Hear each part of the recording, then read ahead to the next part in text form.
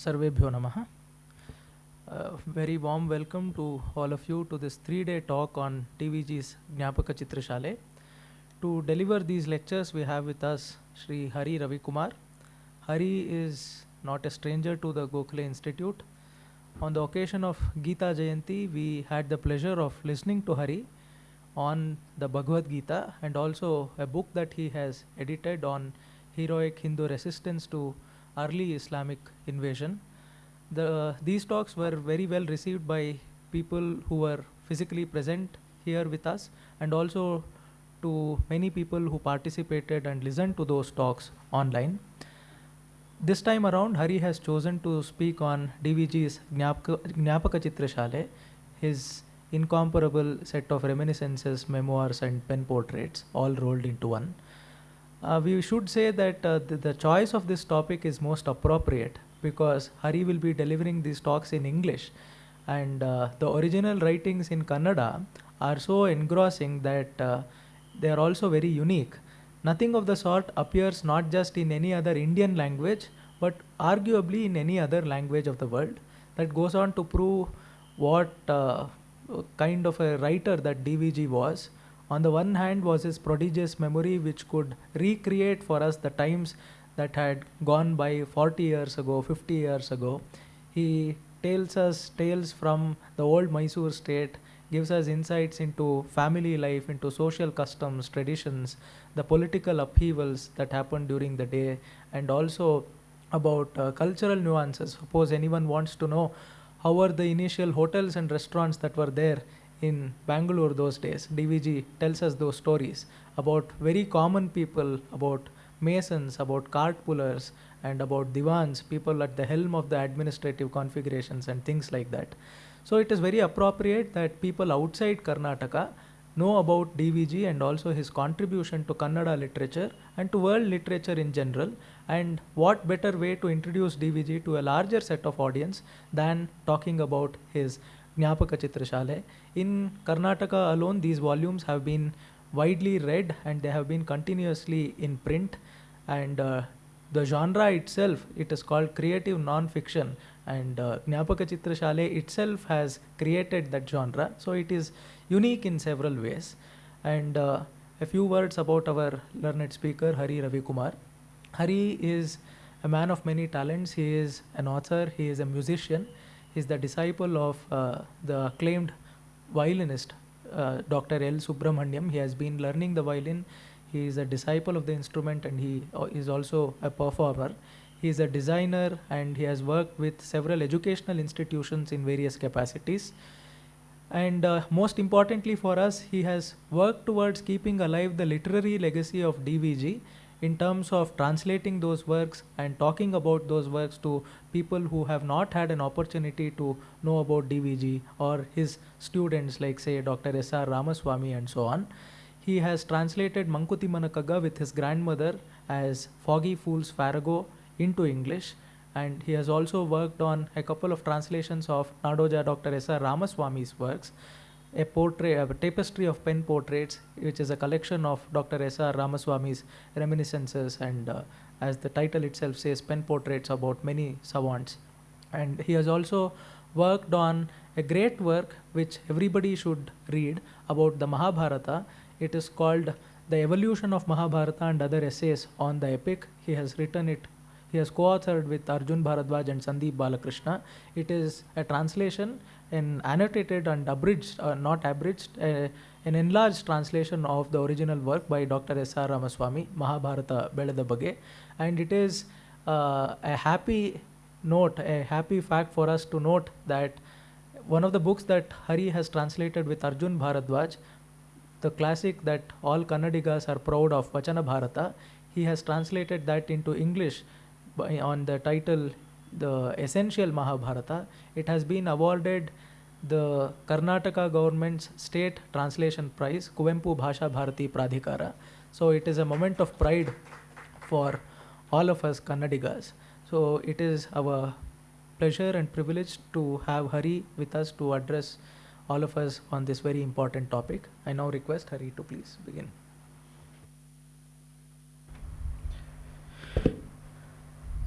Om Tat Sat. Yellarigu Namaskara. Good evening, friends. Thank you so much, Shashikiran, for that very flattering introduction of mine. It is a great pleasure and privilege for me to be speaking at a place no less than Gokhale Institute of Public Affairs, which was founded by D.V. Gundappa. And the topic is something very, very close to my heart, which is DVG's magnum opus, one may say. The 8-volume pièce de résistance, Jnapaka-chitra-shaale, or the art gallery of memories in English. And it is a happy coincidence that today is Teachers' Day, and who better than the great savants and noble men and women of the past to guide us in our path of the future. They are our great teachers. My personal connection with these volumes goes back to the 90s when I was a high school student. My paternal grandmother used to read these volumes and often tell me about it. But due to several reasons, I never got a chance to read it when I was in school. But that seed which was dormant, planted at that time, it found the congenial soil of the guidance of Shatavdhani Dr. R. Ganesh about more than a decade ago, where he would constantly tell me about these volumes and episodes from these volumes. And later that was nourished by him and grew into a big tree of rasa because of the nourishment of S.R. Ramaswamy sir as well. So before I begin talking about this series, I must express my heartfelt gratitude to these two greats who have guided me in every step of the journey related to writing, especially with DVG's works. I'm sure everybody knows about DVG, but just a few words about him for people who might be watching this from different parts of the world. D.V. Gundappa, who was born in 1887, he was known popularly simply by his initials DVG. And he was a great visionary and polymath from the Mysore kingdom, which later became the state of Karnataka. And he was at once a journalist, he was a poet, he was a writer, he is a great connoisseur of all the arts, he's a philosopher, a political analyst, institution builder, social commentator, social worker, and activist. And even as a young teenager, he started writing both prose and poetry. And even as a 20-year-old, he started, founded, edited several newspapers and worked as one of the peerless journalists of Kannada. And he wrote extensively in both Kannada and English. He established social organizations and guilds. And he worked tirelessly for people's welfare all through his life. And he lived almost like a sage till the last, and he would move around with people from all classes of society, whether it's the rich and wealthy businessmen and traders, or the elite of Madras, Mylapore circles, or could be the vegetable sellers on the street in Gandhi Bazaar, or it could be a mason, or a whole wide range of people he knew intimately. It is not about just being acquainted with them, but they were his friends and associates.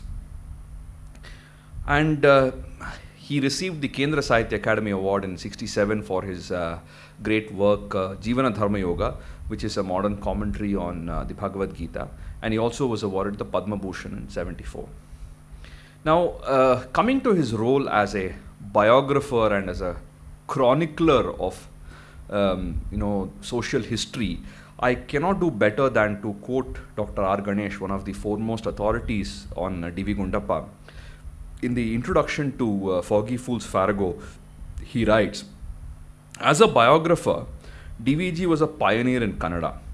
His profound understanding of the human psyche enabled him to narrate the stories of people's lives with great empathy, insight, and warmth. His magnum opus, Jnapaka-chitra-shaale, the art gallery of memories, in 8 volumes, is an unparalleled work of creative non-fiction not only in Kannada, but in any language. He tells us the stories of politicians and rulers, ministers and bureaucrats, poets and musicians, cart pullers and masons, scholars and saints, from the rich and powerful to the wise and simple to the poor and humble. He regales us with tale after tale. And the readers feel that they are in the company of a very wise sage who is narrating poignant stories with wit, wisdom, and serenity. And Dr. Ganesh writes, it transcends being merely a collection of memory, for it affords us an intimate view into the society of those times. It is an autobiography as much as it is a cultural history. It is a geographical journey as much as it is a social commentary.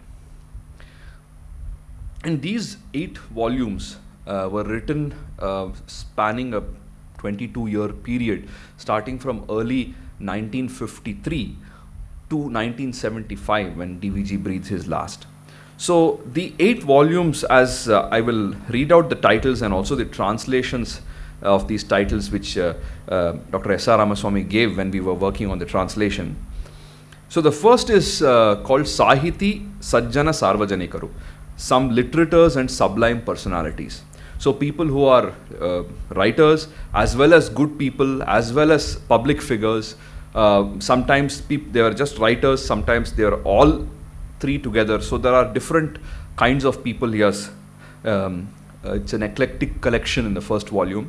The second volume is called Kalopasakaru, which is primarily artist luminaries. The third volume is Sahityopasakaru, pioneering men of letters. The fourth volume is entirely dedicated to the Divans of Mysore. The fifth volume, it's a very, very interesting, it's a small, probably the smallest of the 8 volumes, which deals with Vaidika Dharma Sampradayastaru, which SRR very nicely translates as some protagonists of sacred traditions. So it talks about the life of the Vaidikas, various people who might not otherwise be known outside, but whom DVG had the good fortune of knowing intimately. Then the 6th volume is Halavu Sarvajanikaru, some pillars of society, very eminent public figures. The 7th volume is Hridaya Sampannaru, some high-minded exemplars. And the 8th volume, which is probably the biggest of all of them, is Smriti Chitragalu, which SRR translates as a miscellany of memories. Sankirna Smriti Samputa, sorry. Where he has collected, again, variety of people, a lot of them also connecting to his own family lineage. So these episodes were written initially as a newspaper article. I think it first came in Jnapaka-chitra-shaale in 1953, and then a lot of it appeared in Sudha, and some of them even in Prajavani. 1 or 2 articles from the 4th volume, if I remember correctly. So these were initially, like a series of articles on in a magazine, and the sort of response that DVG received was very, very inspiring him to continue writing and going ahead with this series. And when I first started reading these volumes, I was really surprised because I had never read anything close to this in any of the other languages that I was familiar with. So then immediately I spoke to Dr. Ganesh and said, we should bring this out in English. And slowly started as, once in a way trying to translate a few episodes for our online journal Preksha. But very soon the kind of interest that people showed, and we got a lot of people to come together and do the translation. So several translators have worked on the translation. Many of these episodes are available on Preksha, which is our website, and some of them have come out as books as well. And the objective that I have in the course of the lecture series of 3 days is to give you a taste of what you can expect. That's the limited focus that I have in the next few days. So like the trailer of a movie that attracts you to go and watch the movie in its complete form, or the small spoon of ice cream to give you the flavor of it, which you have in the ice cream shops, this is going to serve that purpose, to just give you a flavor and hopefully invite you to read these volumes. And if you know Kannada, then there is no reason you should not read the original volumes in Kannada, because there is nothing close to that. Although I have worked on some of the translations and I've edited the series of books in English, I can tell you with a lot of conviction that nothing comes close to the original. So if you know Kannada, you should be reading in the original. Although sometimes I feel that it may be tempting for you to pick up English translation, but better to read in the original. But for those of you who don't know Kannada, who have to only read it in English, then these volumes are something that you will definitely find exciting. And needless to say, I cannot cover everything that is there in these volumes. I can give some interesting episodes and some insights, and based on what I think you might find interesting, and then you can always take it up and read it. And the beauty of these volumes is you don't have to read it in an order. You can pick up any volume, pick up any essay and read it. It will still make sense. Although, of course, if you read it in an order, there is an advantage, but it is not written in that, it is not conceived in that format. You can pick up any story and read about it.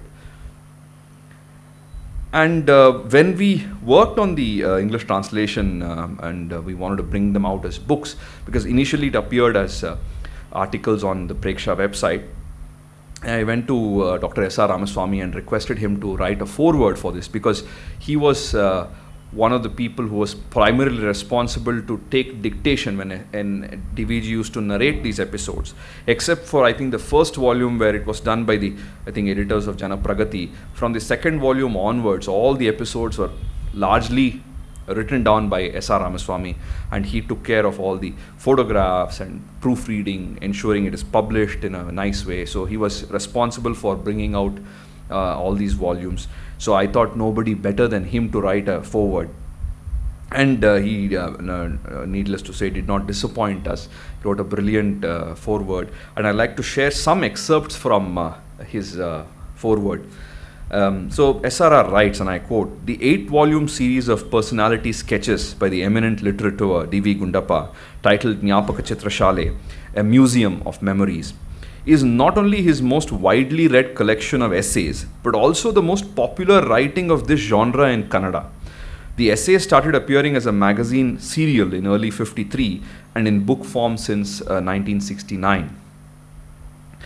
And then SRR writes that when we look back at the writings of D.V. Gundappa, it is very curious that many of the books that he wrote for a small audience to fulfill a specific purpose ended up becoming so popular across age groups, across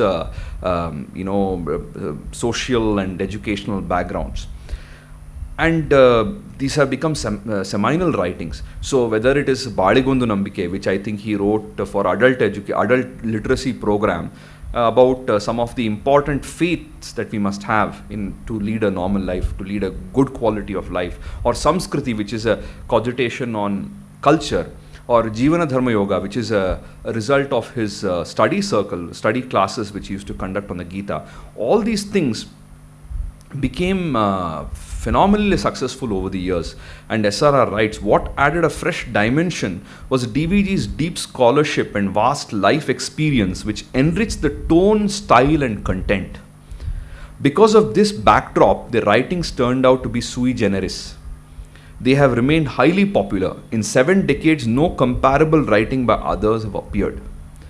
And DVG's wide spectrum contacts, endless anecdotage and prodigious memory were the stuff of legend. Just to say a couple of things about DVG's memory, apparently he remembered every single day of his life. It is hard to believe, but people who have moved closely with him, once I remember SRR was mentioning that an old acquaintance, friend of DVG, one N.N. Iyengar, had visited him, and immediately DVG recollected going on a tour to some village with N.N. Iyengar some 50 years back, and he was almost describing the scenes as if he was seeing it. And he was explaining the architectural beauty of a certain building he saw with all the technical terms of architecture, which SRR said, even today I don't know what this mean. So that is the kind of memory and that DVG possessed.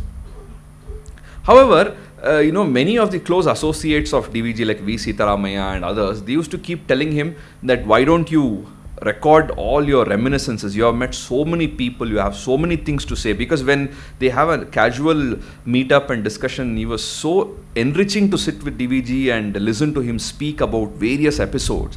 They always used to tell him to write these episodes and record it. And even SRR and other students of DVG like T.N. Padmanabhan and D.R. Venkataraman, they used to persuade him. But for many years, DVG brushed aside these requests, saying that that could involve much writing related to myself. I should avoid it. So he was afraid that things about him will come in the writing, and he wanted to avoid it for that sake. So it is no surprise that he never wrote an autobiography, because even he was hesitant to write memoirs relating to other people, fearing that he will come as one of the characters and he has to talk about himself, which he never liked. And SRR writes, hesitantly begun in the 1950s, the writing progressed during the next 20 years and was compiled, edited and published in 8 volumes spread over 2,500 pages. And what distinguished these writings is its special alchemy, comprising not merely vibrant personality portraits but also vignettes of family life of the bygone days, the social scenario of that period, and in some parts the political and administrative configuration in the pre-independence era. And such is the keenness of observation with which DVG was endowed that much of the documentation in these writings is not to be found anywhere else. And what is written is eminently worth writing, and it comes to the reader in a lucid and intimate style, unburdened by pedantry, frequently enlivened by gentle humor. In fact, many read these essays merely for their human interest. And it is not a surprise that this documentation of DVG has not come anywhere else, because of the nature with which he interacted with people. Not just his extraordinary memory, but the genuine warmth and connectivity that he had with people. And if somebody wants to reconstruct the social history of that era, this is an indispensable tool. And that's what SRR writes at the end. Viewed in this background, DVG's reminiscences recorded in this volume stand out as a class in themselves. Nowhere lacking in human interest, the writing is undergirded by a cultural perspective and grounded in a desire to draw the reader towards cherishable values which shaped individuals and events. There is always an overarching nobility and the pursuit of serenity amidst vicissitudes. It is perhaps this feature which made some critics remark that if DVG had written only these essays and nothing else, he would be entitled to an honored place in the galaxy of leading writers of mid-20th century. This is one of the things that DVG wrote. There's a huge body of work, more than 10,000 pages in Kannada alone, and maybe more than double of that in English. But even if he had just written these episodes, he would have found a place as one of the greats of Indian literature. In fact, when I go through these works, I'm often reminded of what the transcendentalist philosopher Ralph Waldo Emerson said about the Bhagavad Gita. He said that it was as if an empire spoke to us, nothing small or unworthy, but large, serene, consistent, the voice of an old intelligence which in another age and climate had pondered and thus disposed of the same questions which exercise us. This is exactly what we feel with the Jnapaka-chitra-shaale. They have faced similar kind of problems, they have dealt with it, and there is nothing which is trivial or insignificant or puny that you see in these volumes. It is something majestic and beautiful. And it would not be incorrect to call Jnapaka-chitra-shaale an epic, because it has so many characters. I think more than 200, 300 characters come in this 8-volume series. And so many situations fill our mind's eye. So many places. We travel to different places, primarily in the old Mysore state. We travel to so many places. And these are not episodes from some ancient time. It was not some Puranic period. It is a period which is like our own grandparents would have seen so many of these greats. Our own great-grandparents would have lived in this era. Just to give you an example, now my grandmother is 95 years old. She has seen people who have seen Mummadi Krishnaraja Odiyar. So I am speaking to somebody who has met an acquaintance or somebody who has seen Krishnaraja Odiyar the third, who was ruling in the 19th century. My ancestral house was built in the mid 19th century. So when I walk around my house, I feel a connection to my grandfather's grandfather, who moved from the Tamil Nadu to Karnataka, or the Mysore kingdom, during the reign of Mummudi Krishnaraj Wadiyar. So like this, these are not some episodes from a totally different era or some totally different geographical location. These are very, very relatable to us because it is around us, just few years before us. So that makes it really remarkable. And even today, many of the places that DVG writes about, you can go and visit. Whether it is Mount Joy, whether he talks about Chamarajpet, whether he talks about Alsur, whether he talks about Lal Bagh, all these places are there. It might have changed little bit. It might have been replaced by some other thing. But the general geographical location, we can connect. Whether it is Baswangudi Club or Eidgah Maidan or some places in the Mysore city, all these places are still there. We can connect with it. So this makes it even more closer to us because of the gap of time is not very far away, and the place is something familiar to us. Now, one thing is, of course, if you have not read these volumes and you start reading these volumes, many of the characters may not be familiar. Of course, if it is like Diwan Vishweshwaraya or Mirza Ismail or B.M. Shrikantaya, these kind of names, I'm sure A.R. Krishna Shastri, everybody will know. But there are many people, whether it is Advocate D. Venkataramaya or whether it is Achyutarao or Attiguppe Krishna Shastri, so many names will not be familiar to us. But just like, when you take an epic novel, whether it is Banabhatta's Kadambari or War and Peace of Tolstoy, when you start reading, all the names are very, very new. They are not familiar to you. But as you progress through the novel and go forward and further ahead, all these characters become your friends. You know who these people are. You develop an emotional connect with these characters. A similar thing happens to the characters of Jnapaka-chitra-shaale. But initially they may just be names. If I read out some of the names, you may not connect with them if you have not read it. These are just some names. But when you start reading about their life and some of the episodes that have happened in their life and how they dealt with some of the very, very prickly instances, then immediately we can connect with them, and there is a mental picture that we have of all these people. So what starts off as some factual information becomes a value, becomes an experience for us. And therefore, I think when you start reading these volumes, you will slowly make friends with a lot of people. That is what you can expect, to make a lot of new friends. And another thing, when you go through these pages, when we read the Jnapaka-chitra-shaale, we are time and again reminded of the famous maxim of Gautama, Na kadachit anidrisham jagat. The world at no point of time was any different from what it is today. So many times we feel that, everything has changed and it was very different in the past. We feel again and again, a lot of the things what we face today, people of the past also had faced. And a corollary to this maxim is that when we read through these pages, we can connect with all the people. We can connect with the circumstances. Either it has happened to us, or it has happened to a friend of ours, or a relative, or somebody we know, or something we read in the newspaper. We can easily connect with them because the world is not drastically changed over a period of time. And also, reading through these episodes is a gentle reminder to us that we only fool ourselves into thinking that the world has gone to the dogs. Everything is gone. Kaliyuga bandbidu sir. Khalane badlagoitu. It's all totally, everything is gone. The old days are, completely lost. And everything is worse than what it was. In fact, like the French actress Simone Signoret once said, nostalgia isn't what it used to be.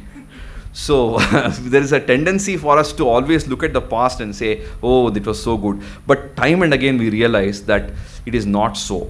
And any of this statement, because whether it is DVG or before him, whether it's Vivekananda or all the way to Plato, they all say, these days the boys are all spoiled. Even Plato says 2000 years back. So it is a feeling that things are going bad, but the reality is that a lot of things are remaining the same. There is a famous serenity prayer, which I am sure all of you know, where there is a prayer to the Supreme to grant me the serenity to accept the things I cannot change, the courage to change the things I can, and the wisdom to know the difference. It's a very famous prayer. Now, reading through these volumes, it underscores the truth of how things remain the same across space and time, and how we can be better individuals. It offers us that wisdom to know the difference between what we can change, what we cannot change. And since we see a wide cross-section of society, not just people from a particular economic or social class, we see people from a wide variety of backgrounds, anybody reading it can connect with these volumes. And also, it is a social history of that period. We can almost, as you read these episodes, you can you enter a world, it's almost like a time machine. You go into the past, you can almost recreate that world in your head of the 19th, 20th century of old Mysore. And once I remember when I was working on the 4th volume, I think, I had gone to meet SRR and I asked him, when you read Jnapaka-chitra-shaale, it appears as if all the people that DVG has written about are extremely good. He has written only positive things about these people. Is it that all these characters were so great, they were washed in milk? What is this? Then SRR was silent for a minute. Then he told me, he said, of course, everybody have their own failings. But what DVG wanted to preserve is the best of the people. The point is to capture the most noblest sentiments and the greatest actions of these people that helps inspire the next generation. When we try to tell something to the next generation, when we try to give something to another person, we try to give the best. We don't want to give something which is not good. When people come home, we like to keep our house clean. It is the best condition of our house. When nobody is there, the real condition of the house will be seen. But when we invite a guest, why do we keep the house clean? Because we want to show them our best. When we want to give something, we want to give the best. So similarly, DVG has given us the best of all these characters. He has suggested here and there some of the weaknesses. It is not that he is blind to the weaknesses, but he is emphasizing the greatness. For example, when he talks about Sheshadri Iyer, whether he talks about Mirza Ismail, he has given their weaknesses. He has suggested some of the things that they probably did not do right. But these things come at suggestion. Whereas their greatness, their accomplishments, and the things they are worthy of emulation, he has said in many words. Whereas when he is trying to find fault, it is just a suggestion. It is very rarely it is direct. So that shows DVG's mentality and how he wanted to preserve the best for the next generation. And another thing, very common feature of the episodes is in the Jnapaka-chitra-shaale is that we read about so many study groups and Mitra Goshti, Sneha Goshti, Mitra Mandali. So the people of that time, especially in the old Mysore region, it's difficult to extrapolate this to other regions, but at least we can say about the old Mysore region that they valued human contact a lot. So every day, DVG writes in so many places, there'll be a group of 5-6 of them who will meet for evening snacks, and then some kavya vachana, some music baitak, or maybe it's a discussion about philosophy, or they would read some book like a book club. Every Sunday for 3 hours they will sit and discuss about this book. Like this, we find many instances, whether it is he's talking about Mudabagal, which is his hometown, whether he's talking about the city of Bengaluru or Mysore, we see so many instances. And when we read through these volumes, we feel as if we are also a member of one of these Sneha Goshtis. We are participating in these discussions. We are friends with all the people that are there. So today, not everybody has the fortune of being part of a study group, but if you read these books, you feel as if you are sitting there and enjoying the company of these people. And across these 8 volumes, in addition to the remarkable descriptions of people, places, events, we find emotionally rich episodes involving people from different strata of society. And over and above that, what is really valuable is the keen observation of human nature that DVG has, and the various factual details that are often unavailable anywhere else. Which is, he's a journalist and he has that undercurrent everywhere. There are certain pieces of information that he gives that no Wikipedia, no Google has. We have to only rely on Jnapaka-chitra-shaale. And he gives some profound philosophical insights in the middle of the episode. Somewhere he will give a very deep philosophical insight. And that offers us a glimpse into the many splendored mind of D.V. Gundappa. And I suppose we all know, at least in theory, that association with noble people, with the brilliant minds, with wealthy people, with highly talented individuals, with influential people, it elevates us. It teaches us things that we normally would not learn. I'm sure all of us will be very happy to meet a celebrity or a great sannyasi or somebody who has excelled in music or dance or any field, because when we interact with such great people, if anybody who has experienced that, know that we go to a different level. Something that they mention, something that they say, something that they do will be very instructive to us. But how many of us are fortunate enough to come in contact with great people on a daily basis? Very rare. So for people like us, we have the opportunity to meet a lot of great people of the past by reading works like Jnapaka-chitra-shaale. You can befriend Vishweshwaraya, you can befriend Bellave Venkatnaranappa, you can befriend P.S. Shimaswamy Iyer, you can befriend Shivapichai Mudaliyar. So many people you can befriend, and you can elevate yourself by association with these people. And in fact, my cousin's husband, who is in the US, I had requested him to go through some of the early volumes. And he has never lived for a long time in Bengaluru. He's originally from Tamil Nadu and lived elsewhere. But every now and then when we talk, often the names like Shivapichai Mudaliyar or K.A. Krishnaswamy Iyer or these names keep coming up as if they are some friends of ours. A person who has never been associated in a big way with Karnataka, for him, all these names are suddenly, familiar. They are household names because of having gone through these episodes. So like this, we can immediately come in contact with some of the great minds of the past by reading through these episodes.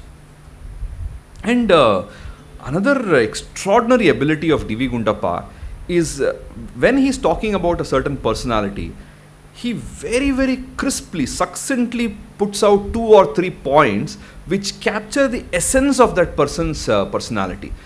He will say, for example, there are 3 kinds of people in public office. One is a politician, one is an administrator, one is a statesman. And he will give 4 qualities of a statesman, or 1, 2, 3, 4, which is a distilled essence of that topic. Or he will say, the reason why Bellave Venkatnaranappa was able to accomplish this was the 4 reasons. Like this, he is able to just bring everything together in like a simple, like a sutra.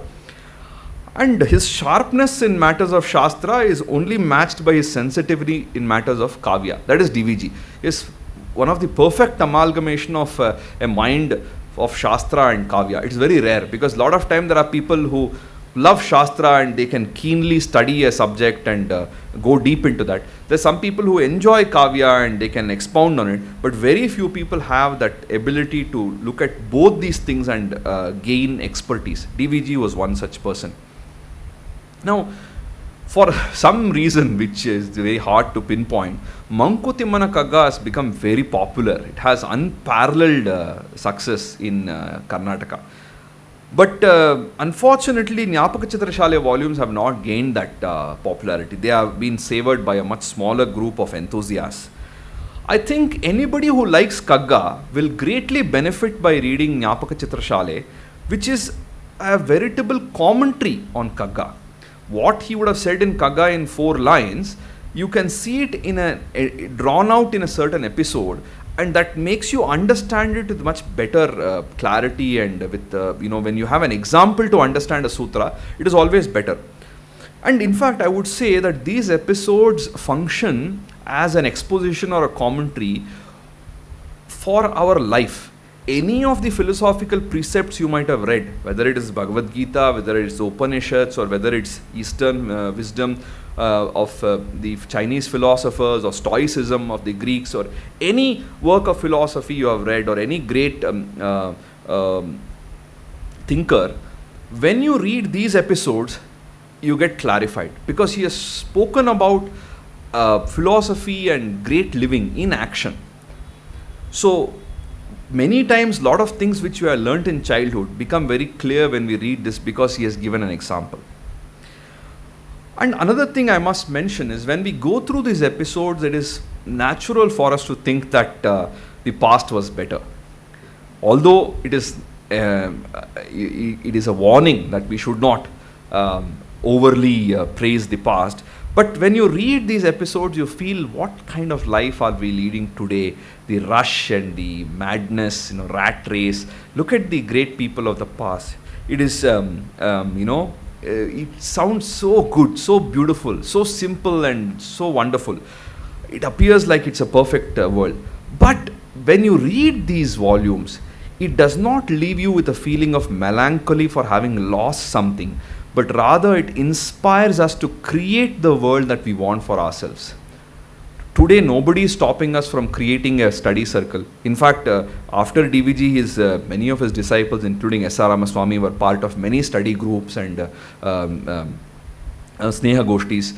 Shatavadhani Ganesh, sir, he conducts so many of these study circle, and his Shishya Varga, so many people, myself included, are part of some of these study groups, which meet regularly and discuss some literary work, or just casually meet up to discuss some pressing issue of the day. So these possibilities are there, because the kind of people he has spoken about and the kind of activities that they did, it doesn't call for any great investment except our time, our interest. He is not talking about somebody who's built a rocket or some which involves some huge investment. It is just the investment of time. It is investment of warmth and empathy for other people, and the interest that we should try and elevate ourselves, go to the next level, spend our time in a way that is both enjoyable and enriching. This attitude is what we need to have. And I think that when you go through these pages, more than wistfully looking back at the past and feeling that we have lost something, I think it gives us the hope that even today we can create something around us that is beautiful. We can spend our time in a way that is elevating and enjoyable. In fact, there was a famous, now famous, the lost interview of Bruce Lee with Pierre Berton. So he said, all knowledge ultimately means self-knowledge, which is no different from what the Upanishadic rishis have said all along. And whatever we study, whether it is Shastra, whether it is Kavya, ultimately it has to lead to self-knowledge. It has to lead to refinement of the self. And that is exactly what Jnapaka-chitra-shaale does. That it refines you, it puts you in a different state of mind. It is almost like, a fresh breeze coming from somewhere, that in the middle of all the activity of our daily life, whether it could be office work or some family problem or some other issues, social issues, if we take a little bit of time and step away into this world, it's suddenly like a fresh breeze, and it rejuvenates us completely, gives us a different kind of energy. So I think with this, I will now move on to some of the segments from the English translation of the series, because this lecture series is aimed at a English-speaking audience. I'm going to be quoting from the English translations. Although I am tempted many times to go to the Kannada original, I will control myself and stick to the English translation. And for a more detailed and richer exposition on this topic in Kannada, one can definitely listen to the wonderful lectures of Shatavadhani Dr. R. Ganesh in Kannada, which he has spoken here, which he is continuing to speak in great detail across the following months. We started, I think, earlier this year, and it will happen in series in the following months. And although the original Kannada is something which is very, very interesting, and some of them are even untranslatable, as far as possible I will try to stick to the original English, and wherever it is not possible to give an English equivalent, then I will probably refer to the Kannada, but mostly with English. So with this, I will move on to the first volume of the work, which is on these literatures and sublime personalities. And the introduction itself to this first volume is extraordinary, because there he sets the tone for what is to come. In 1953, when these episodes started appearing as magazine articles, I don't think DVG ever had an idea that it would grow into such a big, remarkable structure. He thought we will just share some articles. As a regular writer, he was constantly writing, and many of these, of course, he dictated to his students to take down, primarily SRR. So it was more like a casual conversation which was captured and put together in a certain form. He never imagined that it would be so big. But when it came out in book form in 1969, there, by the time, I think he had written many other episodes, and to contextualize these essays, he has written a beautiful introduction where he defines this genre in a sense, because almost we can say he's a pioneer of this genre in modern Kannada. And when he starts off by talking about history and biography, and he says it is not just in India, but anywhere in the world, history and biography as we know it today is a recent genre of writing. And he also defines history. History is something which is the story or the history of a certain geography or a land. And biography is the personal history of a famous man or a woman, as we know very well. And even in other places, whether it's England or France, Germany, US, this kind of literature is more recent. However, he says the raw material to write history is latent in our Itihasa and Puranas. Our Itihasa, which is loosely translated as history, but it is Iti-ha-asa. It happened thus. And when we say Itihasa, it should not be understood in the modern sense of history, where you have, where you are basing it on certain archaeological, epigraphical, astronomical, and other literary, other kinds of evidence. But Itihasa can be seen as capturing the values of the past.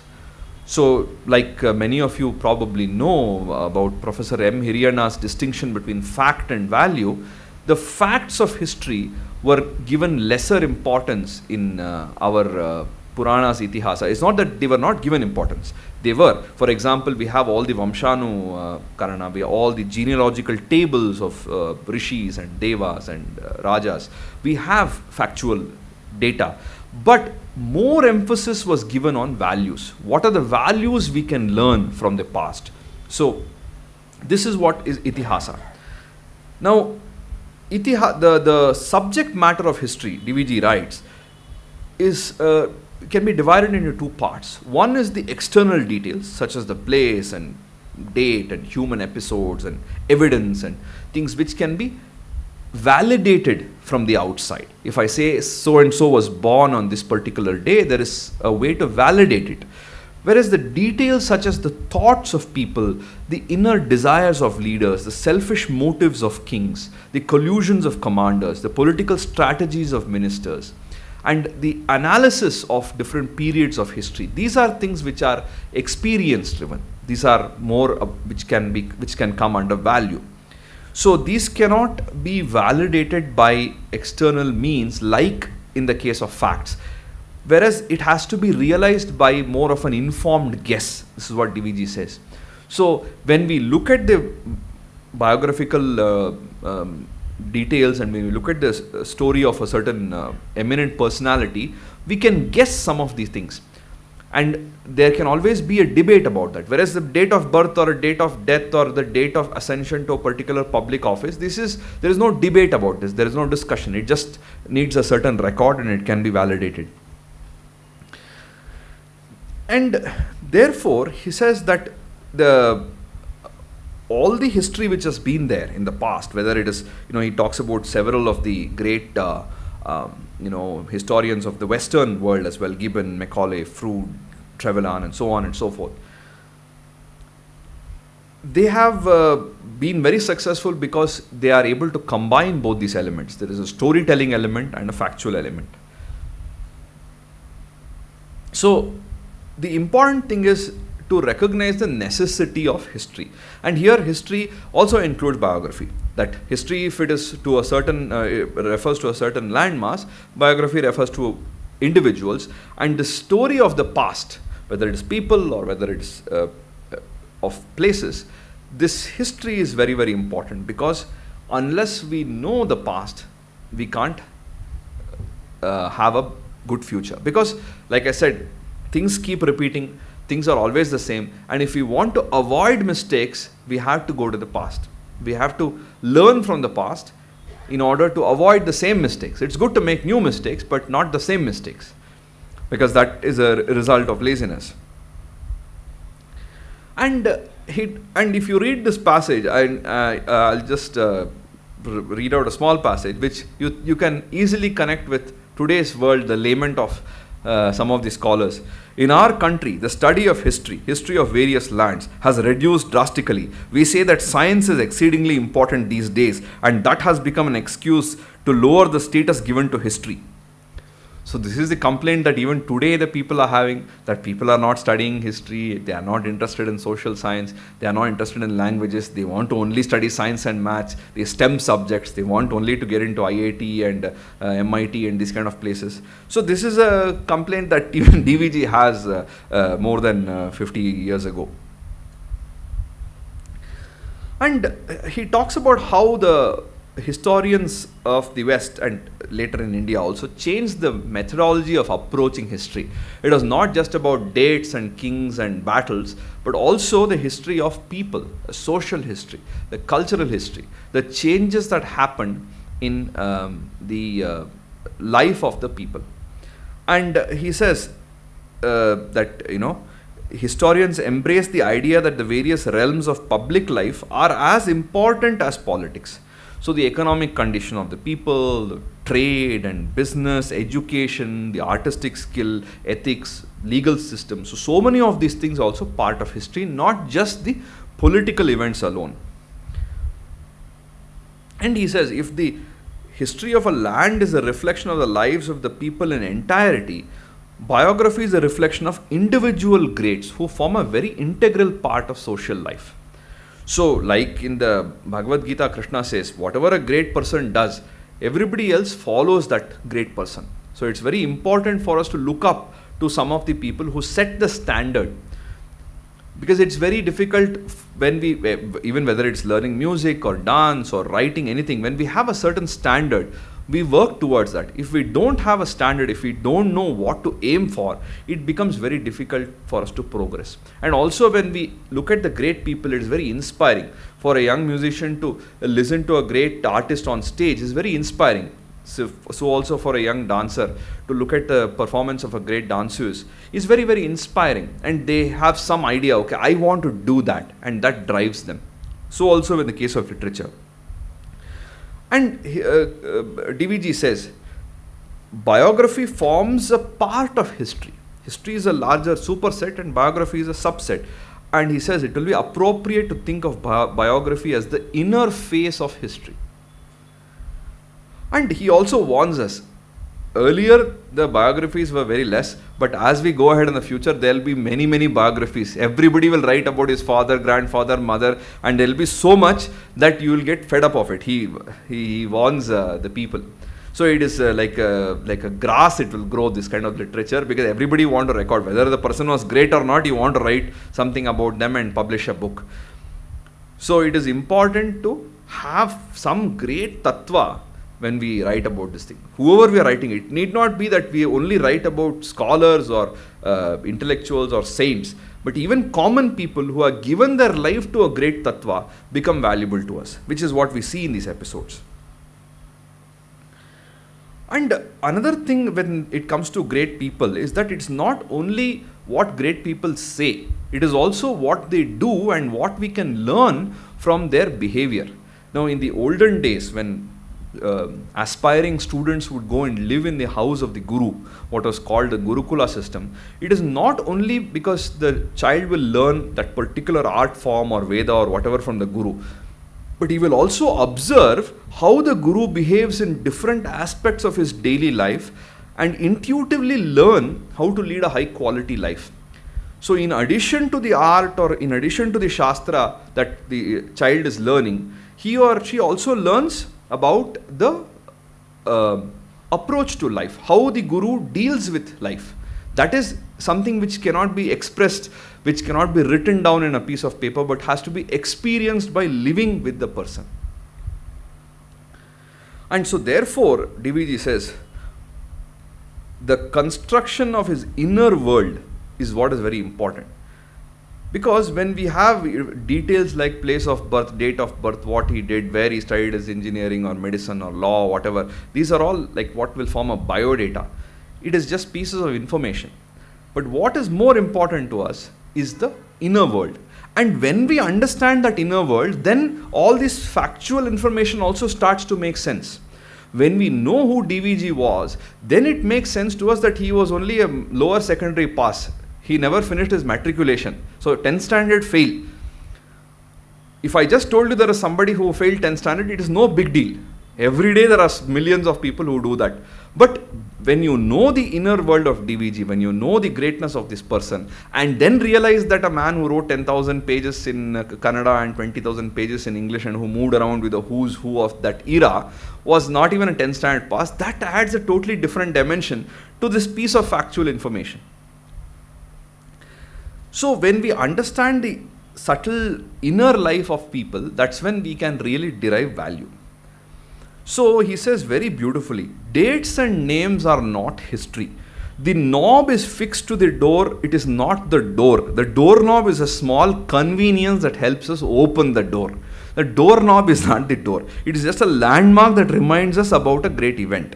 An indicator is not the object itself. The object is far bigger than the indication. So beautifully he says. And he says, the primary reason for the blunders committed in our country's public affairs is the unfamiliarity with history. So when we study history, what we are going to get is the wisdom that comes from the mistakes of the people of the past, the way they dealt with it, the best practices, so to speak, come down to us. We learn about so many things, how things happened, how people faced the problems, how they solved the problems, how they were successful, where they failed, and how they dealt with it. All these things we learn. So history is the external transactions of the people. Biography comprises the inner landscape. This is what DVG says. So when we understand this inner landscape, that makes a big difference. And not everybody is interested in knowing this. In fact, there is a very nice episode where DVG writes in the introduction, he goes to meet the then Diwan, I think he was already retired, Anand Rao, who was once upon a time a Diwan, but by the time I think DVG met him, he was he was the Diwan at that time, yeah. So Anand Rao, the Anand Rao circle is named after him, T. Anand Rao. He was a very famous, it was like a Diwan is kind of equivalent of a chief minister. Today what we have chief minister, Diwan of the Mysore state was. So then he says, I'm writing a biography of Diwan Rangacharlu, who died a few years before DVG was born. When DVG was born in 1887, Rangacharlu died in 1883. So the first thing that Anand Rao asked him is, have you met Rangacharlu? He says, no, he died before I was born. He says, then how do you capture his mannerisms? How do you capture the way he speaks? How he deals with things? So he says, go and talk to people who have met Anand Rao. Then later he goes to meet Anand Rao's wife, he goes to meet different people, he goes to Mysore. And he says how difficult it is to get information about somebody in the past. Because you go ask about some great person, oh, extraordinary person, sir. He was extraordinary, he was brilliant, he was amazing. Yen personality avardu, Ajanubahu. These kind of adjectives are of no use. Because you can use that on anybody. Oh, he was a very great man. He was very noble. He was very kind. He was all these things can be applied to anybody. So that's totally useless. Another kind of people, when he says, when you go and ask them, he'll say, when Andhra was in difficulty, then he told me, so I helped him out. So when he was in a spot, it was, he used to rely on me. So more than talking about the great person, they use it as an excuse to talk about themselves and how they are great, and how so the famous person used to look up to them for advice and so on. Especially if you see any of these cinema stars and Bollywood people, the moment some old actor or actress or music director dies, the first thing they'll say, he used to like me very much, he used to watch my movies, every time he used to watch and write a note saying you are the best. This kind of information, which is of totally no use when you are trying to write a biography of the person in the past. So like this, he talks about the difficulties, and he also says how it is important for people to capture the valuable information and episodes about great people in their own family and their acquaintance, which might otherwise get lost. And that's what DVG has done. Without his work, if he had not written this, we would be at such a huge loss. We would have missed out so much of valuable information about great people of the past, the noble life that people led, and the kind of socio-economic political condition of the common people, not just of the state. So with this introduction, we go to the some of the important episodes of the first volume. When Swami Abhedananda, who is the one of the disciples of Ramakrishna Paramahamsa, he went to the US and he's also written a lot of books. Remarkable sannyasi, is a Guru Bhai of Swami Vivekananda. When he came to Bangalore in 1906 or 7, then DVG says he was interested to welcome him by writing a poem. And he says he had a craze of English. It is nothing new. People being crazy about English, even 120 years back, 115 years back, were crazy about English, because they felt that, the subtle emotions can be captured only in English, not in Kannada. So he had this craze for English, and he wrote a poem welcoming, Abhedananda. Then he goes and asks some of his friends to, because we typically what we do when we write something, we go to a few people who we think can guide us and help us improve what we have written. So they said, this is good, very nice, and so on. But if you really want to get a stamp of approval, you have to go to the best people. Because there's no point if my mother says, oh, tumma chanagide kano. It has limited value. Because my mother will say that. So the certificate from your mother is not very valuable. Whereas some great person says, that has a lot of value. So there are only 3 people in Bangalore, his friends told him, who can give you a certificate, who can tell you whether it is good and who can guide you and so on. So the first one was K. Ramchandra Rao, who was a headmaster of London Mission School. The second person was K. Krishnaswamy Iyer, who was a great scholar of Vedanta and also a violinist. He was an English lecturer in Central College. And the third was M.G. Varadacharya, who was a law student. At that time, I think he had not even completed his BL degree. He was studying for his law exams. So these 3 people, if they say it is good, and if it goes through their scrutiny, then anybody in Bangalore, any learned person will accept your poem. So in that, with that context, he goes to meet Ramchandra Rao. And then Ramchandra Rao welcomes him, and he has some other prior contacts. He knows some relative of his, and he goes through and he gives some suggestions. DVG is very ashamed about his writing. His handwriting is like the crow or the hen scratching on the mud. It's so bad. But a person like Ramchandra Rao patiently goes through that, takes a pencil, makes some corrections, and then he says, go to Krishnaswamy Iyer. If he corrects it, then all the great people in the city, they will find it to be okay. And then later on he goes to Krishnaswamy Iyer and meets him. But he also talks about how Ramachandra Rao was a friend of the poor. He would help so many people, so many students, and he used to arrange for private tuitions for students, and he used to, without even knowing that he has this is given by Ramchandra Rao, and there was no expectation from him. He was just doing it as a matter of charity. And then one place he says he arranged for private tuition, timely meals for several students. I too was one of them. DVG just casually mentions I too was a benefactor. So like there's so many people Ramchandra Rao used to help, and he was in any of the major sabhas anywhere, he was a revered person. He would be there. Because nowadays it has so happened, sometimes we feel that you have to be invited to attend a great program. So people say, oh, if you're not inviting me, then how can I come? Especially after they attain a certain level of fame and name, they need to be invited. And if there is really worth it, if the who else is there, who else will be coming? Oh, that great person is coming, okay, I may also come.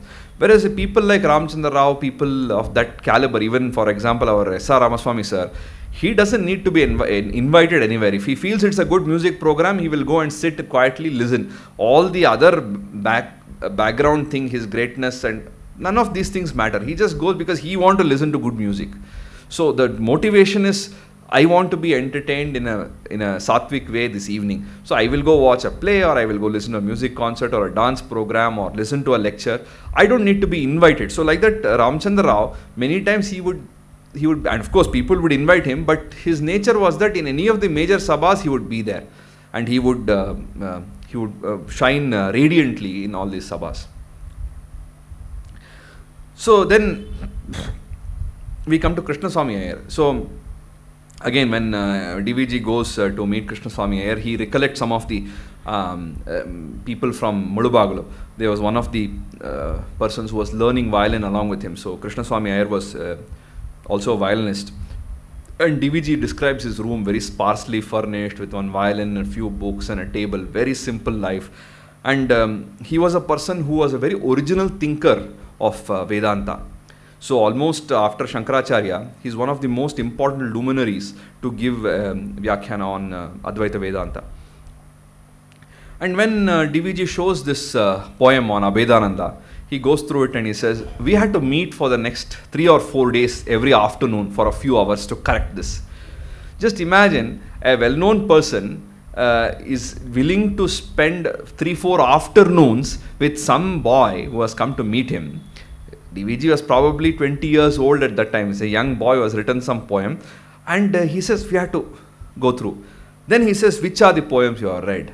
Who are the people? Which are the great English poets you have read? Then he says, oh, it looks like you're not read enough of Byron, so I will read. He reads some extracts from Shield Harold Pilgrimage and few other places.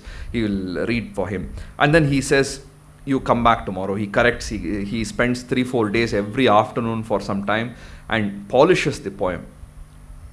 And then Krishnaswamy Iyer tells him, now this poem is worthy of publication. Not only that, it must be published. It is anybody who says this is not good or finds fault with it, you tell me, I will take care of that fellow. So that is the kind of confidence he is giving a youngster who has come to him with a poem. Now you must remember, today for us DVG is a reverential figure, he is a great man. At that point of time he is just some kid, 20-year-old kid. Nobody knows who he is. He is just a small boy. So for a person like Krishnaswamy Iyer or K. Ramachandra Rao to treat somebody like that with such respect and spend so much of time to polish a poem which probably just wrote, like maybe even a juvenile attempt, we don't know, we are not, I don't know if that poem is there, but the mindset is something which we have to appreciate. And Krishnaswamy Iyer was a kind of person, wherever he lived, he not just in Bengaluru, but he was transferred to different places. Wherever he lived, all the great thinkers of that place would come and congregate near him. He would be a point of attraction for all the great minds of that period. Even almost 115 years back, I think he wrote a translation of Panchadashi with Srinivas Rao, Vidyaranya's great work on Advaita. And he also used to engage in discussions with European philosophers. He had written to Paul Deussen and saying that there's some mistake in your exposition, and he talks about Avastha Traya, the 3 states of consciousness, a wakeful state, dream state and deep sleep, and writes to Deussen, and then Deussen writes back accepting his arguments. And every time whenever DVG and others would go to him and talk about, this particular commentary says this, or Shankaracharya said this, or Bhagavad Gita said this, he'll say, what do you think? What does your mind say? Don't just blindly follow any of the past this thing. You think about it. So he gave a lot of importance to understanding philosophy in the light of experience. And he probably you can say, was responsible for showing that how Vedanta is actually a science and not just a belief. It's one of the great contributions. And he wrote this work called Vedanta, or the Science of Reality. And his prime disciple, who later became Swami Sachidananda Saraswati, he dedicated his life to expounding the philosophy in a much more detailed manner, and he became very, very celebrated for that. And outside Krishnaswamy Iyer, I think he used to live opposite this Basavangudi club. There was some house called Chidvilasa, and behind that house is where Krishnaswamy Iyer lived. So probably close to today's Tagore Circle, must be in that vicinity. And he had a bench, stone bench outside his house. And Bellave Venkatanaranappa, who was another great person who we'll meet later, used to call it the philosopher's stone.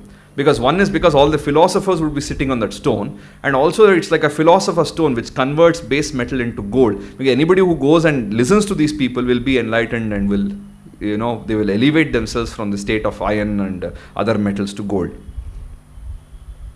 So like this, we find so many interesting episodes from the life of Krishnaswamy Iyer, Ramchandra Rao, and the way DVG talks about it is almost like we feel that we are standing behind DVG and watching this episode unravel. So similarly, after he spoke to Krishnaswamy Iyer and got it corrected, he went to meet M.G. Varadacharya. And M.G. Varadacharya was a young, relatively young person who was studying for his BL exams those days. And he says, I went into his house and he was still wearing a traditional attire. He had not yet changed. Usually they used to eat, they used to bathe in the morning, wear fresh clothes in muddy. Then they used to eat food, and after that they would change. But he had not yet changed, so probably DVG thought he might have had a late lunch. It turns out that he had not had a late lunch, but he had just forgotten in the wake of reading some interesting poem. And when DVG goes into his house, he sees in the corner somewhere a picture of Ramakrishna Paramahamsa and Vivekananda. And immediately he says, that sight attracted my eyes and I was very, very happy. Immediately I gained confidence from the fact that he and I were both worshippers at the same temple. This is what DVG says. So there is an immediate connect. And he was a very young person, Varadacharya, at that time. He was still a student, but he was respected highly by a lot of elders in the Ramakrishna ashram and everywhere else. And he was also very fond of a lot of these get-togethers with the different people. And he used to be a very humorous speaker.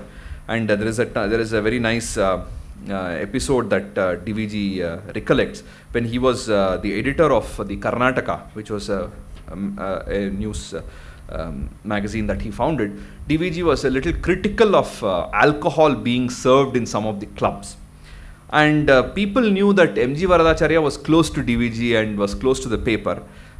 And when he went to the club, they started asking him, what is this? What is your opinion about this report in the Karnataka? What do you have to say? Then he says, starts off in a formal way, and the main purpose of whatever the paper is suggesting.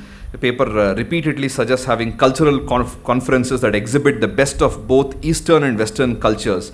Now see here, many of our members have progressed so much in this direction that their current situation is an indication of this. They don't know East and West, and some of them are crawling under the table, so they don't know what direction. And in this manner, he says, what a genuine lover of culture will appreciate our club so much, because there is no Bheda Bhava.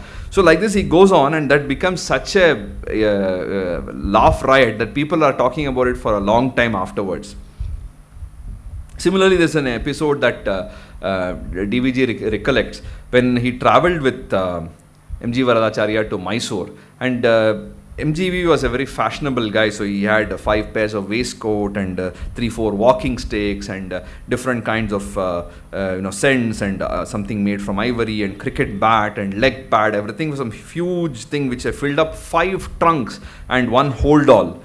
And then he had 1 big suitcase. And finally, when he came out and saw DVG, he had 1 rolled up bed. He says, "What is this, man? You are following Advaita even here. You just have 1 piece of luggage. What is this?" And he says, so then DVG says, "You are going for 3 days, but it looks like you are packed up for like you're traveling for many months. And then M.G. Varadachar says, my Viveka is rooted in Virakti, but my Swabhava is in Samsara. So my wisdom is rooted in detachment, but my very nature is a worldly life. So like this, we find so many interesting episodes from this volume. I'll go through a few more from the first volume today and then go on to the next volumes from tomorrow. Then he talks about S.G. Narasimhacharya, who was his guide when it came to Kannada. So he says after the craze for English went away, then the craze for Kannada developed, and that's when he went and met S.G. Varadacharya, and the kind of work that S.G. did with regard to old manuscripts and manuscriptology was something very remarkable. And he also talks about SGN in the third volume, which is dedicated to literary personalities. Then S.G. Narasimhacharya, yeah. Then he talks about H.V. Nanjundaya, a very, very great person who was the Vice Chancellor of Mysore University, who was slated to be the Diwan, but at that time Vishweshwaraya became the Diwan. And he had done his Master of Arts and Master of Law. And so when DVG was growing up, his parents used to tell him a lot about H.V. Nanjundaya. So he used to beg for his meal, he used to study under street light, he went through great difficulty and everything. So first thing when he met H.V. Nanjundaya, he checked whether all these things were true. And it realized that all these things were just fabrications made by the elders so that he studies more seriously. So it is not, he was not born with a silver spoon, but he didn't study under street light and all kind of thing. That was more, he writes, the remaining details of the story were the result of wishful imagination of some noble souls to preach to people like me. So often we used to read, our parents used to say, Vishweshwaraya used to read in the street light. And one of the famous jokes is, what was he doing during the daytime that he has to read only in the street light. So like this, he talks about Nanjundaya and how comfortable he was with language. And his nature, many times he is contrasted with Vishweshwaraya. Nanjundaya was very methodical and his nature was not forceful. He would take time to cogitate upon things, and he was very careful in what he does. And again, like I told you earlier, there are certain places where DVG very, very crisply captures the essence of a person's nature. He says, the main qualities I noticed in Nanjundaya were the following. He gives 5 qualities. Simplicity and coherence in language. A dynamic mind, or in other words, what can be called common sense. Friendship and compassion. 4th, good humor. And 5th, firm reasoning. So like this, the entire personality, what are the qualities that he had? In 4 or 5 lines he has given it. And just another small example here, just to illustrate the self-effacing nature of DVG. So he says, the chiefs of the economic conference, so there was an institution called the economic conference that Vishweshwaraya started when he was a Diwan. The chiefs of economic conference gave me importance, probably due to the fact that I had shown interest in the subject matter, founding the Karnataka Sahitya Parishad. So DVG says maybe they gave me importance because I was interested. He never talks about his prowess, his competence, because they're all people who are associated with the economic conference were all Diggajas, whether it is H.V. Nanjundaya, Vishweshwaraya or Achyutarao, whoever was there, they're all exemplary people. They are not going to pick some random 23-year-old to be part of their proceedings. It is because of his innate competence that he was picked. But even there he says, maybe because I was interested, they showed, they gave me importance as a young person. So that is the nature of... Then another episode where there is a small tiff between M.S. Puttanna and H.V. Nanjundaya.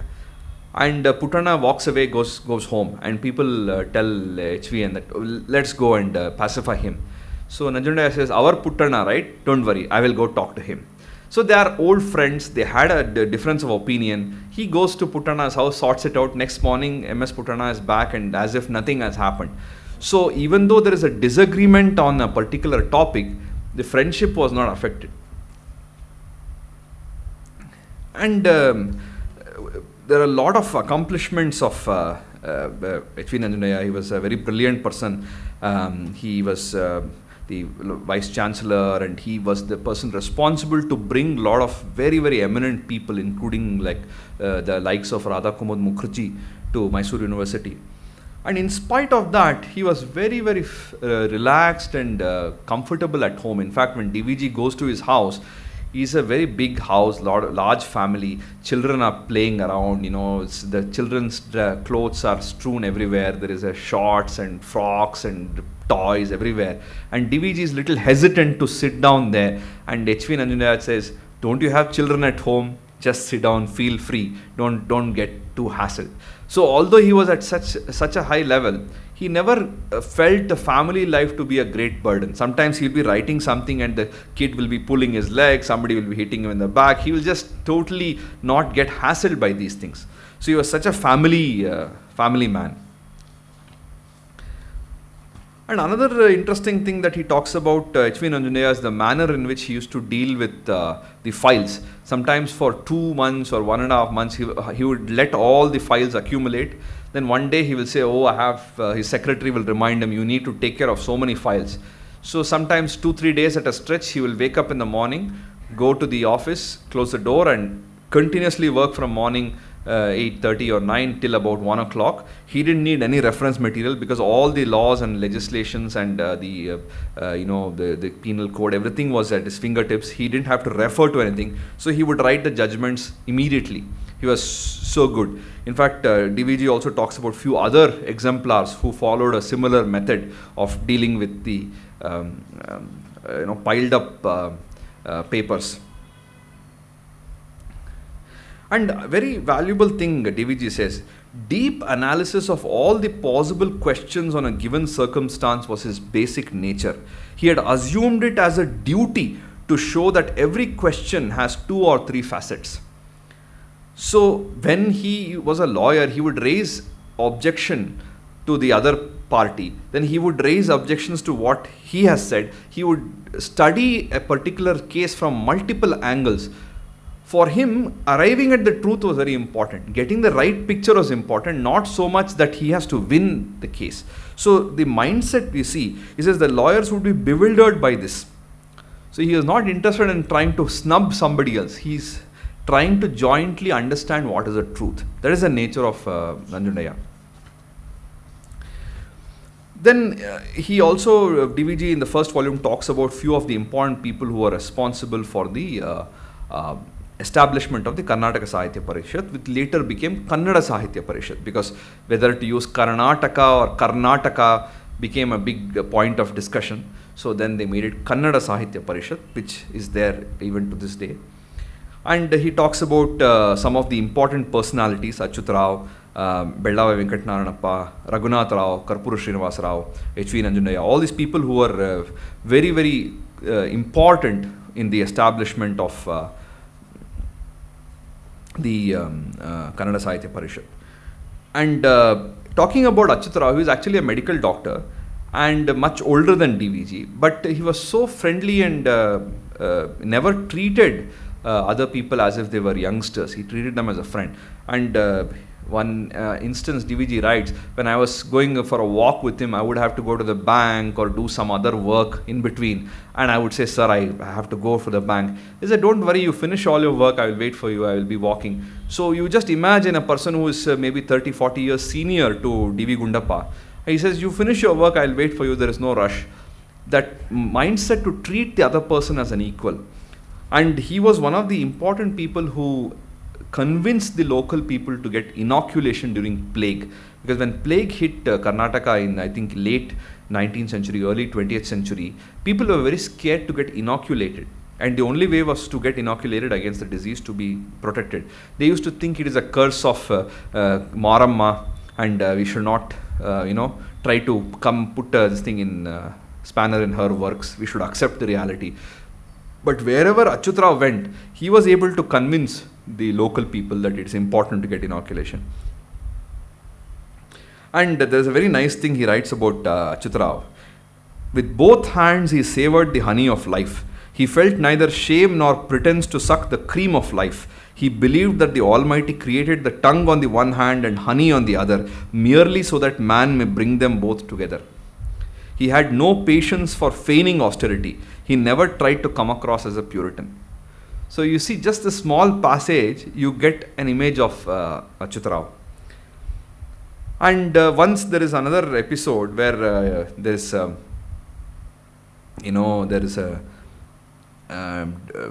discussion. DVG talks about some person. What is this? So Achyutarao says, there is a house there, go and look inside. There is some great Punyatma who has never committed a sin. Just go see what is happening there. Then DVG says, I am nobody to judge other people, what other people are doing. I don't need any evidence, and I am not the ideal person to judge Punya and Papa. I cannot do this. And immediately Achyutarao is very impressed, because almost that's like the right answer it was a test question, and it was the right answer. And he said, he earned and spent with both hands. What he has left behind is a beautiful memory, a good name that will never get erased from the hearts of those who knew him. So we can just get a flavor of the kind of things that DVG writes, and even a small passage is enough to create a beautiful picture. In fact, I was hoping to cover more ground today, but I don't think I can do justice to, because so much is there, so many exciting things are there I like to share with you. But I will try to run through a few more things today, and then we will continue this tomorrow. He is written about Bellave Venkatanaranappa in detail in the third volume, so I will leave out Bellave. And he writes about Raghunath Rao, who was a great translator, and Garani Krishnacharya, who was a great Vayakarana. And the kind of, he gives a huge extract of the style of writing in Kannada that he had. Then he writes about M.R. Srinivasmurthy, who I think was one of the very good, very close friends of DVG. In fact, in one of the movies that was made based on M.R. Sri's movie, there is a small clip of D.V. Gundappa speaking, this probably in the early 70s. So he's such a close friend of Srinivasmurthy. There's just one small passage I like to share with you, which gives you an insight of how, despite so many activities in daily life, one can still accomplish a lot. And writing about M.R. Sri, DVG says, he had such talent and energy that his day would look like this: writing a couple of poems in the morning, efficiently handling schoolwork or household work until lunchtime, energetically, Pogodustagi in his typical style of choosing words, so energetically teaching in the afternoon, then delivering an extensive discourse in the evening, writing a story or a couple of acts of play before retiring to bed. So this was the kind of talent and enthusiasm that M.R. Sri had. So in spite of a daily schedule, somewhere finding time to do all these different activities. And unfortunately, he died of cholera at quite a young age. Then he writes about a famous Bhagavata scholar, Hebbani Sheshacharya, and he was hardly having anything except, he says, main asset possessed by Sheshacharya was his mental fortitude. And he says he belonged to an era where 35 ounces of rice, that is about a kilogram of rice, was available for just a rupee, and 6 tender coconuts could be bought for a single paisa. So this is the era in which Hebbani Sheshacharya lived, and the difficulties that he faced, and how he dealt with it very, very, in a very with a lot of fortitude. And he had his possession was a copy of the Bhagavata, which he would wrap in silk cloth and inside a box and very, very carefully keep it. And once DVG told him that I want to see your books, and Sheshacharya, he takes him to the room and opens all this thing, and then DVG makes a joke, oh, is the Bhagavata feeling so cold that you have wrapped it on all the shawl and everything? And Sheshacharya is a little upset, said, what are you saying? Why are you talking like an idiot? Bhagavata is God incarnate. Have we seen any other gods? We have to preserve this. So, and then he